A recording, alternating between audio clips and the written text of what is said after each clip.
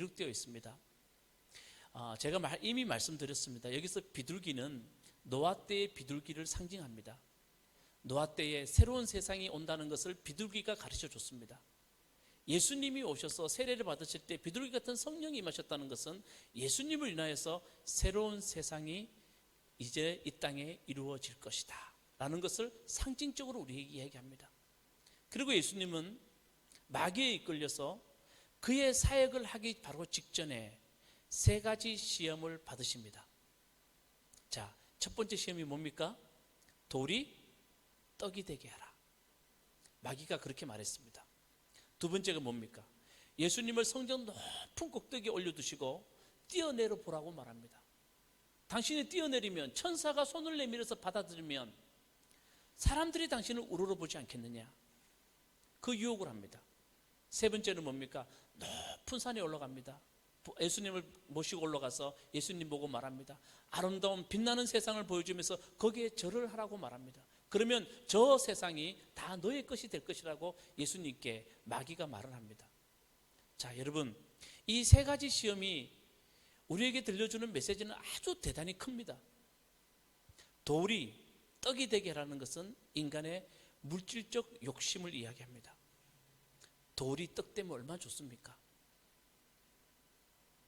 돌이 먹을 것이 되고, 그러면 그것이 얼마나 우리 마음을 충족하게 합니까? 우리의 육신을 충족하게 합니까? 그렇죠? 높은 산에서 뛰어내리라고 말합니다. 뭡니까? 당신이 정말 하나님의 아들이면 인정받으라는 겁니다. 거기서 뛰어내리면 당신은 인정받을 수 있다는 겁니다. 모든 사람이 당신을 우러러보고 인정받을 수 있다. 세상을 향해 절을 하라 그럽니다. 여러분 잘 아시죠? 권세에 대한 욕망입니다. 세상 다 너 것이 될 거라는 겁니다. 네가 그런 권세를 가질 수 있다는 겁니다. 이게 우리가 간단히 말하면 물질적 욕망, 인정받는 욕망, 그 다음에 세상의 권세에 대한 욕망입니다. 가만히 생각해 보면요, 여러분이나 저나 지금까지 살아오면서 이 능력 얻으려고 지금까지 살아왔습니다. 가만히 생각해 보면 그렇다는 거예요. 이것이 우리에게 필요 없다는 말이 아닙니다. 그런데 예수님 때 마귀가 예수님을 사역하기 전에 유혹한 것은 물질과 인정받는 것과 세상의 권세의 능력. 그래서 여러분 한번 보세요. 저도 이 말씀을 준비하면서 내가 지금까지 살아오면서 내가 얻고자 하는 내 욕망이 어딘가를 가만 보면 여기에서 벗어나지 못해요. 우리 아이들요, 여러분 공부해라 그럽니다. 이번에 한국 갔더니 제 조카 공부를 꽤 잘하는데요, 걔는 시험을 못 보면 울어요. 혼자서 엉엉 옵니다. 그리고 전화했더니 어디 가 있느냐? 혼자서 도서관에 가 있는 거예요. 내가 놀랐습니다. 그래서 부모님이 자녀들에게 공부하라 너, 그러면서 우리가 하는 게 뭡니까? 그래야 너가 물질 좀 얻고, 그래야 너가 사람들에게 인정받고, 그래야 너가 세상에 어느 정도 자리에 올라가서 네가 세상을 어느 정도 다스릴 수 있는 그 자리에 올라갈 수 있다. 그게 우리들의 언어입니다. 그리고 거기에 사람들이 인생을 다 거기에 드립니다. 그걸 얻는 것이 마치 우리가 큰 능력을 얻는 것처럼 세상이 그렇게 되어 있습니다. 동의되시나요? 여러분이 동의하든 아니든 성경은 우리에게 그렇게 예수님 때 말하고 있습니다. 예수님 어떻게 하셨습니까? 마귀야 물러가라, 마귀야 물러가라 라고 말하시고 난 뒤에 여러분 잘 보십시오. 드디어 예수님은 그 시험을 이기시고 난 뒤에 자신의 첫 번째 사역의 길로 예수님이 가십니다. 예수님이 자기의 첫 번째 사역의 길로 가는 것을 우리는 정말 예수님 눈여겨볼 수 있습니다. 우리가 주목해서 볼 필요가 있습니다. 예수님이 어디로 가시느냐? 자기 고향 땅 나사렛을 떠나서 예수님이 가신 곳은 스불론과 납달리 땅에 있는 가버나움이라고 성경은 우리에게 자세히 기록하고 있습니다. 예전에 성경 이 퀴즈 대회를 할 때 마태복음을 많이 가지고 성경 퀴즈도 했습니다. 그러면서 이 대목이 중요하니까 교회에서 이런 퀴즈 문제 많이 냈어요. 예수님이 첫 번째 사역하신 땅이 어디냐? 예수님이 첫 번째 사역하러 가신 그 땅이 어디냐? 그러면 사람들이 손을 들어서 가버나움요. 그러면 정답입니다 라고 말했습니다. 근데 성경은 그 가버나움을 소개하면서 무슨 말을 우리에게 덧붙이고 있냐 하면 스불론과 납달리 땅이 있는 가버나움이다 말합니다. 다시 말하면 예수님이 정말 가고자 했던 것은 스불론과 납달리 땅이었다는 겁니다. 자, 우리 성경 말씀 우리 보면요, 우리 마태복음 4장 15절 16절 말씀 우리 화면을 보시고 우리 다 같이 한번 마태복음 이렇게 기록되어 있습니다. 스불론과 납달리 땅이 어떤 땅인지 이렇게 기록되어 있습니다. 다 같이 읽어보겠습니다. 시작. 스불론과 납달리 땅 요단강 건너편 바다로 가는 길목 이방 사람의 갈릴리 어둠에 앉아있는 백성이 큰 빛을 보았고 그늘진 죽음의 땅에 앉은 사람들에게 빛이 빛이었다. 여러분 이 말이 참 중요합니다. 예수님이 첫 번째 사역을 하러 가신 곳 이 스불론과 납달리 땅에 대해서 성경은 우리에게 어떻게 소개하냐면 요단강 건너편 그리고 바다로 가는 길목, 다시 말하면 아주 중요한 지리적으로 중요한 땅이었다는 겁니다. 근데 그 땅은 사람들에게 어떻게 소문이 났냐 하면 어떻게 소문났습니까? 이방 사람들의 갈릴리. 갈릴리는 갈릴리인데 그것은 이방 사람들의 갈릴리. 우리는 유대의 문법을 잘 모릅니다. 여러분 유대인들에게 문법에서 이방 사람들의 땅이란 말은 저주받았던 땅이라는 뜻입니다. 우리가 근접해서 가면 되지 않는 땅이라는 뜻이 이방 사람이란 뜻입니다. 그 이방 사람의 갈릴리, 그곳에 있는 사람들은 어떤 사람들인가? 자, 이렇게 되어 있습니다. 한번 보십시오. 어둠에 앉아있는 백성, 그 다음에 그늘진 죽음의 땅, 이렇게 되어 있습니다. 여러분 스불론과 납달리가 어떤 땅인지 좀 느껴지십니까? 느껴지십니까? 이 땅은요 대단히 중요한 땅이었지만 이 땅은 사람들에게 버림받은 땅이었고 그곳에 사는 사람들은 어둠에 앉아있는 백성이었고 죽음의 땅에 앉아있는 사람들이었다는 겁니다. 예수님이 처음 사역하러 가신 곳이 바로 이곳입니다. 여러분 참 중요합니다. 예수님이 이곳에 가셔서 예수님은 그들에게 빛을 비추어 주었습니다. 자, 여기 보면 그래서 화면을 보십시오. 어둠에 앉아있는 백성이 큰 빛을 보았고 그늘진 죽음의 땅에 앉아있는 사람이 사람들에게 빛이 빛이었다 이렇게 되어 있습니다. 예수님이 그들에게 가서 하신 일은 그들에게 빛을 비추어 주셨다는 겁니다. 이게 무슨 빛이냐? 희망의 빛이었다는 겁니다. 예수님이 그들에게 가서 희망의 빛을 비추어 주었습니다. 자, 여러분 저 보십시오. 빛, 어두운 땅, 죽음의 땅에 빛이 빛이었다. 이게 무슨 말일까요? 여러분 우리 삶에 캄캄한데 빛이 비치면 어떤 일이 벌어질까요? 빛이 보이면, 빛이 비치면. 오늘 이 교회가 만약에 캄캄하게 불을 꺼놨는데 빛이 딱 들어오면 어떤 일이 벌어질까요? 보이기 시작합니다. 간단합니다. 보이기 시작합니다. 예수님이 그 땅에 가서 빛이 되셨다는 말은 그들에게 보기 시작하게 했다는 겁니다. 보지 못했던 것을 보게 했다는 겁니다. 그게 희망의 빛입니다. 뭘 보게 했을까요? 그들에게 여러분, 당신들은 비록 이방 사람의 갈릴리 땅에 살아가는 어두운 사람들이고 당신들에게 희망이 없는 그런 사람들이지만 당신들은 하나님의 자녀입니다. 그걸 보여주신 겁니다. 당신들은 하나님의 자녀입니다. 당신들은 버려진 사람들이 아닙니다. 그리고 여러분, 예수님 그곳에 가서 어떤 일 하셨습니까?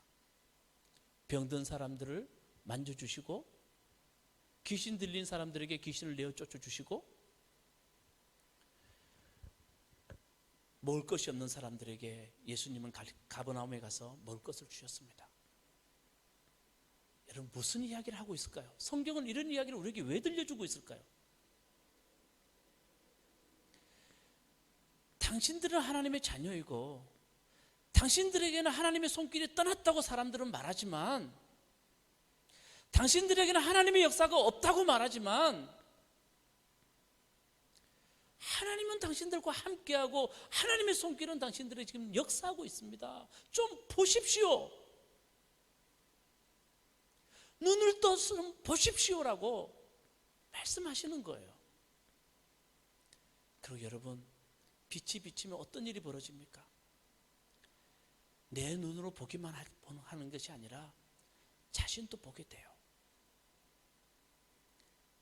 죄악으로 인하여서 보지 못했던 자신을 보게 돼요. 사람들은 자신의 죄를 예수님 앞에 나와서 회개하기 시작해요. 그리고 그들은 치유받기 시작해요. 봐야 치유를 하죠. 어디가 아프고 어디가 상한지를 봐야 치유를 하죠. 여러분, 예수님이 스불론과 납달리 땅에 가서 그들에게 큰 빛을 비추어서 그들이 큰 빛을 보았다는 말은 다른 것이 아닙니다. 그 빛은 다른 것을 말하는 게 아닙니다. 여러분, 예수님 얼굴에 우리가 예수님 그림을 보면 거기에 광채가 나는 그런 빛이 아닙니다. 그들에게 하나님의 자녀인 것과, 하나님은 당신은 여전히 하나님의 손길은 당신에게 움직이고 있습니다. 그리고 당신 자신을 보십시오. 당신의 상처를 보십시오. 죄를 보십시오. 그리고 그것을 당신이 수술해서 드러내십시오. 그러면 삽니다. 예수님이 그들에게 그런 빛을 비춰주신 거예요. 그러니 스불론과 납달리 땅은 이제 새로운 땅이 되는 거예요. 저는 믿습니다. 예수님이 우리에게 큰 명령 하나 해주셨어요. 그리고 우리에 대해서, 하나님을 따르는 사람에 대해서 예수님이 정의를 하셨어요. 그게 뭡니까? 따라서 크게 따라서 너희는 세상의 빛이라. 여러분, 이 말을 어떻게 해석하실래요? 이 말을 여러분 어떻게 하실래요? 이런 성경 읽으면서 너희는 세상의 빛이라는 이 정말 예수님이 우리를 정의해 주신 이 놀라운 말씀 앞에 여러분 어떻게 해석하실래요? 우리가 세상에 빛 된다는 것은 세상 나가서 사람들에게 예수님처럼 그 빛을 비춰주는 거예요. 사람들이 보지 못하는 걸 보게 해주는 거예요. 당신이 하나님의 자녀라는 것을 보게 해주는 거예요. 하나님은 당신과 함께 하시고 하나님은 지금도 당신에게 역사하고 계신다고 우리가 그들에게 말해주는 거예요. 그리고 그들이 스스로의 자기의 죄를 깨닫고 치유할 수 있도록 우리가 하는 거예요. 예수님이 마귀에게 시험 받으시고 난 뒤에 예수님이 바로 스불론과 납달리 땅에 가신 것은 무엇이 진짜 능력이냐는 거예요. 우리가 추구해야 할 능력이 도대체 뭐냐는 거예요. 물질적인 능력을 가지고 있는 사람, 예, 맞습니다. 대단히 인기가 많고 인정받습니다. 그리고 사람들에게 인정받는 사람, 내가 세상의 높은 자리에 올라가서 다스릴 수 있는 능력, 대단히 좋은 능력입니다. 그런데 예수님 말씀하셨습니다. 그거 좀 내려놓고 우리에게 너희는 세상의 빛이라. 정말 우리가 세상 나가서 해야 할 능력이 뭔지를 예수님은 직접 자기 몸으로 보여주셨습니다. 여러분, 가끔 제가 아침에 교회 나간다고 나갈 때 우리 사람이 저를 바라보면서 안쓰러운 눈으로 그래 잘 갔다 와 하는 그 눈길을 보면 아이고 그래 나를 불쌍히 여기는구나 라는 생각이 들 때 있습니다. 여러분 주변에 있는 사람들 축 처진 어깨, 웃어도 그 얼굴에 환한 미소가 아니고 억지 웃음, 삶을 살아가도 그렇게 기쁨이 없이 살아가는 사람들이 참 많습니다. 세상의 논리에 의해서 여러분 살아갈 수밖에 없죠. 우리가 이 땅을 살아가다 보면. 그래서 바쁘게 살다 보니 우리는 나는 어둠에 살지 않습니다, 나는 잘 보고 삽니다 하지만 정말 보고 사는 걸까요? 정말 제대로 보고 제대로 길을 가고 있는 걸까? 나 자신부터 우리 한번 봐야 됩니다. 그리고 우리 정말 내가 사랑하는 사람들부터 우리가 한번 봐야 됩니다. 그래서 여러분 예수님이 우리에게 우리 자신을 정의해 준 말씀, 너희는 세상의 빛이라. 빛 좀 비추고 살아라. 어두워서 못 보는 사람들에게 좀 보게 하게 살아라. 그게 너희가 나와 함께하는 길이고 그게 너희가 천국 가는 길이다 라고 말씀하셨습니다. 우리 다른 능력 말고 이 능력으로 우리와 함께하는 사람들을 여러분 만날 수 있는 여러분 되시기 바라겠습니다. 스불론과 납달리, 이 땅이 왜 처음부터 이렇게 되었느냐? 여러분 이 역사를 알려면 제가 지난주에 여러분들에게 설교를 했습니다. 이사야서 설교를 했습니다. 이사야서를 알아야 됩니다.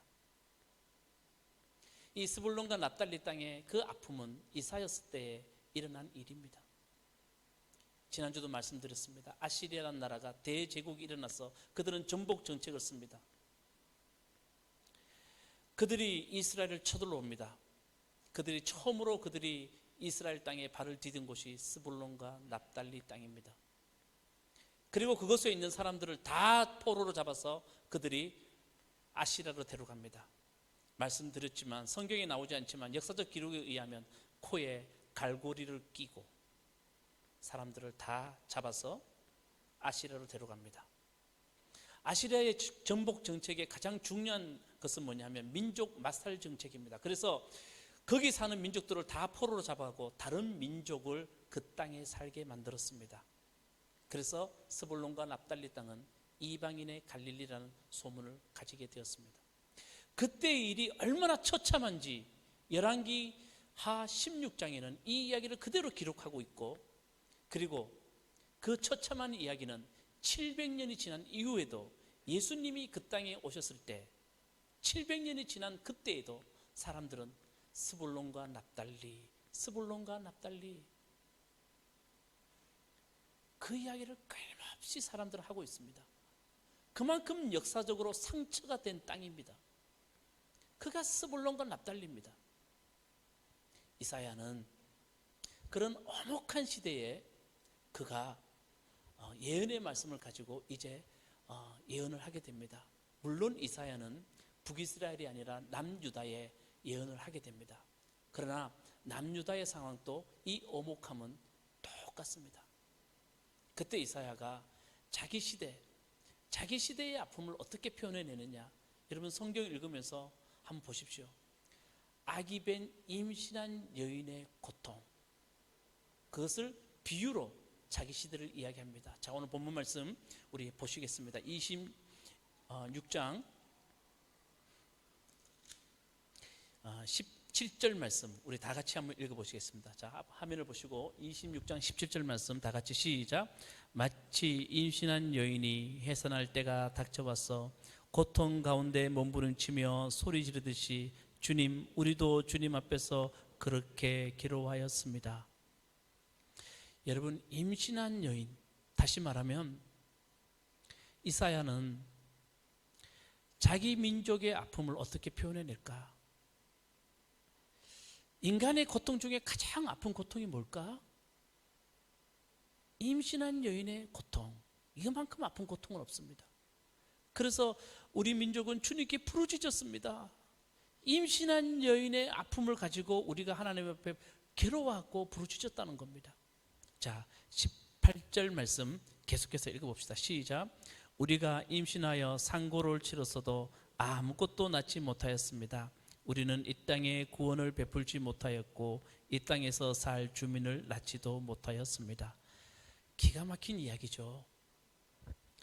여러분, 정말 기가 막힌 이야기입니다. 임신을 했는데, 임신한 여인이 해산의 고통이 우리에게 있는데 아이는 낳지 못했대요.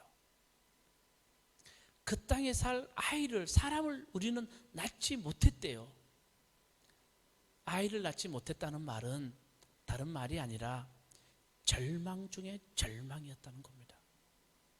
더 이상 우리 땅에는 희망이 없다는 이야기를 이렇게 표현하고 있는 겁니다. 임신한 여인의 이야기를 통하여서 우리 땅에는 아무도, 우리가 그 고통을 당하였지만 아무도 낳지 못하였습니다 라는 말을 이사야는 이렇게 표현하고 있습니다. 여러분, 고난 뒤에 희망이 찾아온다는 말 참 많이 합니다. 어두운 터널을 지나면 반드시 터널에는 끝이 있습니다. 여러분, 이런 말 들으면 좋잖아요. 저녁이 지나면 뭐가 온다고요? 좀 이야기합시다. 뭐가 온다고요? 아침이 옵니다. 이런 말 하면 얼마나 좋습니까? 근데 이사야는 뭐라 그러냐면, 해산한 여인이 고통을 당해서 아이를 낳으면 좋겠는데 아이를 낳지 못한대요. 여러분, 우리도 다 많은 시련을 겪습니다. 여러분, 시련을 겪을 때 가장 아픈 게 뭐냐 하면, 저는 개인적으로 그렇게 생각합니다. 하나님이 아니에요. 시련이 닥쳐오면 그 시련이 늘 우리에게 살그머니 내 귀 속에 말하는 것이 뭐냐 하면, 우선순위를 바꿔라. 시련 앞에 늘 우리에게 닥쳐오는 결단은 뭐냐 하면, 우선순위 바꾸라는 겁니다. 그러면 살 것 같다는 겁니다. 그게 시련이 늘 우리를 괴롭히는 겁니다. 이스라엘 백성들도 아시리아가 쳐들어왔을 때 그 아시리아의 그 고통 앞에서 그들이 했던 것은 뭐냐면 우선순위 바꾸는 거예요. 아하스 왕은 어떤 줄 아십니까? 우선순위 바꿨어요. 하나님의 성전에 있는 것들 다 뜯어냈어요. 그가 아시리아에 초대받아 가요. 그래서 그 아시리아 궁전을 보고 성전을 봐요. 신전을 봐요. 그리고 그걸 보고 와서 왕이 어떻게 한 줄 아십니까? 하나님의 성전의 것을 다 뜯어내요. 그리고 하나님의 성전에 아시리아의 신상들을 갖다 놔요. 이게 무슨 말이냐 하면 우선순위 바꿨다는 겁니다. 그래야 살 것 같아요. 그래야 우리가 지금 이 순간을 모면할 것 같아요. 여러분, 시련이라는 것은 늘 그렇게 우리를 힘들게 합니다. 그때 이사야는 희망의 빛을 보여줍니다. 예수님처럼 희망의 빛을 보여줍니다. 그 희망의 빛이 뭐냐 하면, 자, 우리 19절 말씀 우리 읽어봅시다. 자, 19절 말씀. 그러나, 반전이 시작됩니다. 그러나, 자, 19절 말씀. 그러나, 시작. 주님의 백성들 가운데서 죽은 사람들이 다시 살아날 것이며 그들의 시체가 다시 일어날 것입니다. 무덤 속에서 잠자던 사람들이 깨어나서 즐겁게 소리칠 것입니다. 주님의 이슬은 생기를 불어넣는 이슬이므로 이슬을 머금은 땅이 오래전에 죽은 사람들을 다시 내놓을 것입니다. 땅이 죽은 자들을 다시 내놓을 것입니다. 아멘. 이게 이사야가 말해주는 아주 중요한 이야기예요. 자, 이제 말씀 마지막 부분이니까 여러분 집중해서 한번 들어보시기 바라겠습니다. 이사야가 그렇게 말하는 겁니다. 인간의 가능성은, 우리가 해산한 여인이 아이를 낳아서 아이를 잉태하면 뭔가 가능성이 있을 것 같은데 그 가능성이 무너진 자리에서 이사야는 하나님의 가능성을 이야기합니다. 어떤 하나님의 가능성이냐 하면, 이사야가 하는 말이 뭐냐 하면 이렇게 말합니다. 시체가 다시 일어날 것이다. 무덤 속에 잠자던 자들이 깨어서 즐겁게 소리칠 것이다. 이사야가 이렇게 말합니다. 여러분 신기하죠? 하나님의 방법은 다르다는 거예요. 하나님의 방법은 시체가 일어나고 무덤 속에 잠자던 자들을 일으켜 세우겠다는 거예요. 그게 하나님의 방법이라는 거예요. 그런데 그들이 일어나기 위해서는 어떻게 하면 되냐 하면 성경에 오늘 보면 이렇게 되어 있습니다. 주님의 이슬은 생기를 불어넣는 이슬이므로 라고 말합니다. 주님의 이슬이 내려졌을 때 이런 일이 벌어지더라는 겁니다. 자, 여기서 이슬은 뭘 상징하냐 하면 이것도 은유입니다. 뭡니까? 하나님의 은혜입니다. 하나님의 은혜가 어떻게 내렸냐 하면 이슬처럼 내리더라는 겁니다. 어릴 때 제가 토끼를 30마리를 혼자서 길렀습니다. 아침에 일어나면 토끼풀을 뜯으러 갑니다.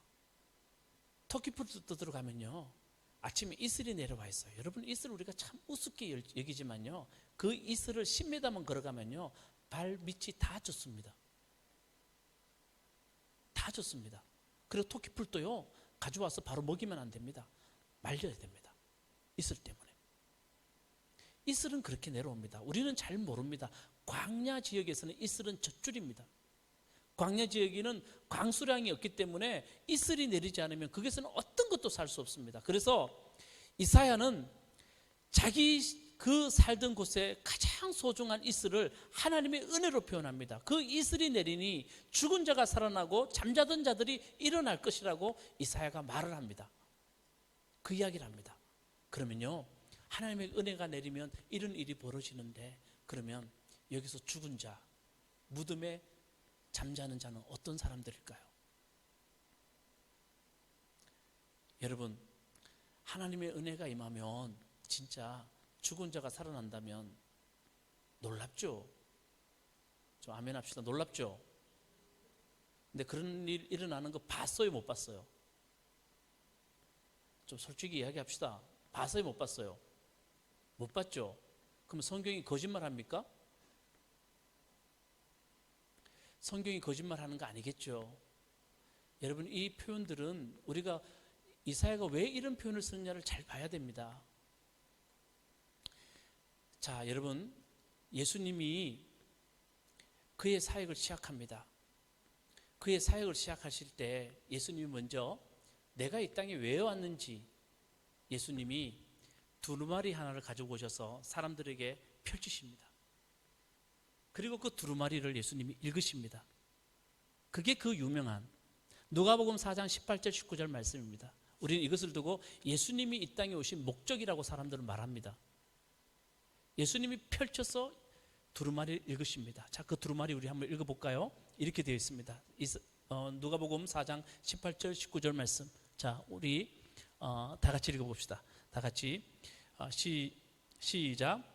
주님의 영이 내게 내리셨다. 주님께서 내게 기름을 부으셔서 가난한 사람에게 기쁜 소식을 전하게 하였다.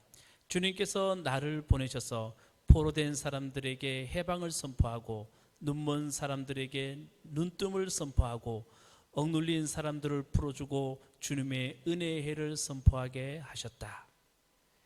이게 예수님이 자기 사역하기 시작하기 전에 피셔가지고 사람들에게 내가 이 땅에 왜 왔는지 아니? 하면서 예수님이 읽어주신 거예요.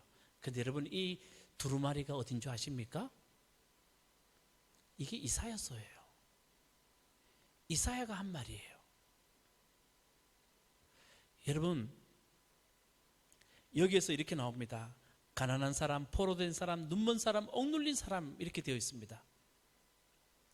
이 사람들이 바로 이사야 당시에 어떤 사람들이냐? 시체 같은 사람, 무덤에서 잠자던 사람들이라는 겁니다. 가난해서 물질에 얽매여 있고 세상에 포로되어 있고 세상의 원리에 포로되어 있고, 그래서 눈 뜨지 못하고 하나님을 보지 못하고 그저 그냥 세상에 얽매여서 살아가는 사람들, 그런 사람들에게 예수님은 해방되게 해주기 왔다는 겁니다. 눈뜨게 해주기 왔다는 겁니다. 하나님 바라보게 해주려고 예수님이 이 땅에 오셨다는 겁니다. 그래서 예수님은 자기 사역을 소개할 때 사람들이 너무나 잘 아는 이사야의 말씀을 예수님은 두루마리를 가지고 그걸 피셔서 사람들에게 읽어주시면서 나도 이 일을 하기 위해서 이 땅에 왔다고 예수님이 말씀하신 겁니다. 여러분, 여기서 죽은 자, 무덤에서 잠자던 자들은 이 땅에 희망 없이 살아가는 사람들입니다. 하나님 없이 살아가는 사람들입니다. 그런 사람들에게 생기를 불어넣는 이슬이 내려지니 그들이 살아나더라는 겁니다. 그리고 그들을 통하여서 땅의 회복이 일어나더라는 이야기를 우리에게 들려주는 것이 이사야의 오늘 중요한 말입니다. 여러분, 어떻습니까? 내가 인간의 방법은 어떻게 하든 해산한 여인이 아이를 낳아야 새로운 사람이 살아날 것 같지만 하나님의 방법은 그보다 더 중요한 것은 하나님 모르는 사람들이 눈을 떠서 하나님 보는 것이, 그것이 하나님의 방법이라는 겁니다. 그들에게 아침 생기를 불어넣는 이슬 같은 존재로 우리가 그들에게 다가가서 그들에게 하나님을 소개시켜주고 하나님을 가르쳐주는 사람이 되어야 된다는 겁니다. 그것이 이사야가 우리 땅의 희망이라고 말합니다. 저는 오늘 설교 제목을 이렇게 붙여봤습니다. 생기를 불어넣는 이슬. 한번 따라합시다. 생기를 불어넣는 이슬. 자, 여러분 한번 생각해 봅시다. 저나 여러분이나 우리 가정에 내 옆에 있는 사람에게 내가 생기를 불어넣는 이슬이 된다면 그만큼 큰 능력이 어디 있겠습니까? 우리 자녀에게, 우리 부모님에게, 내 친구에게 내가 생기를 불어넣는 이슬이 될 수 있다면 얼마나 큰 능력이겠습니까? 여러분, 꼭 그렇게 이렇게까지 심하게 표현하지 않지만 하기는 좀 뭐합니다마는 많은 사람들이 죽은 시체처럼 무덤에 잠자는 사람처럼 세상에 희망 없이 살아가는 사람들 참 많습니다. 여러분, 그 사람들에게 당신 예수 믿고 천국 가야 됩니다 말보다는 여러분들은 그 사람들에게 가서 생기를 불어넣는 이슬 되시기 바라겠습니다. 그들이 그 생기를 불어넣는 이슬 때문에 눈을 떴을 때 그들은 하나님 때문에 그들은 다시 살아날 줄로 믿습니다. 이게 부활의 능력입니다. 요한은 이렇게 말했습니다. 이 빛을, 이런 일들을 예수님은 요한이 이렇게 말했습니다. 예수님이 왔을 때 참 어두운 땅이었습니다. 그때 사람들은 어떻게 우리가 어둠을 이길 수 있습니까? 이 어두운 세상을 우리가 어떻게 이길 수 있습니까? 할 때 요한은요, 요한복음 1장 5절 여러분 가서 읽어보십시오. 요한이 뭐라 그랬는지. 1장 5절 앞에 있나요? 예, 다 같이 우리 읽어봅시다. 시작.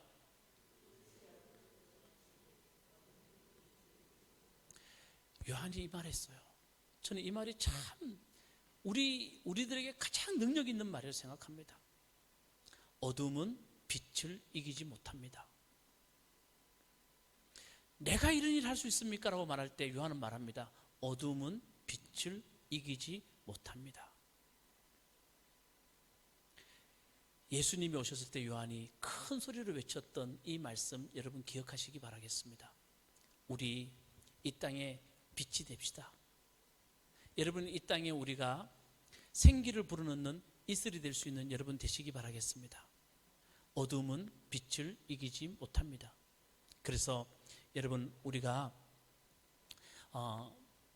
이번 한 주간 동안에 우리가 여러분 깊이 생각하셔서 여러분들에게 나는 누구에게 그들에게 빛을 비출 것인가, 난 누구에게 나는 생기를 불어넣는 이슬이 될 수 있을 것인가 한번 깊이 생각할 수 있는 여러분 되시기를 주님의 이름으로 축복합니다.